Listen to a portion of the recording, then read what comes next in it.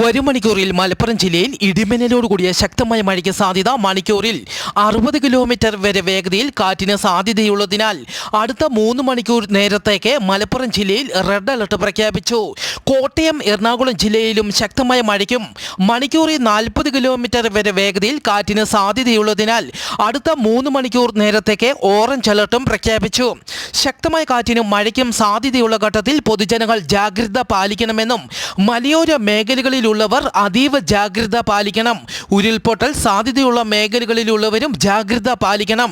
ശക്തമായ കാറ്റും മഴയും ഉള്ളപ്പോൾ വാഹനങ്ങൾ മരങ്ങളുടെ ചുവട്ടിൽ പാർക്ക് ചെയ്യരുതെന്നും കനത്ത മഴയ്ക്കൊപ്പം ഇടിമിന്നലിനും സാധ്യതയുള്ളതിനാൽ പൊതുജനങ്ങൾ മുൻകരുതൽ സ്വീകരിക്കണമെന്നും അറിയിച്ചു.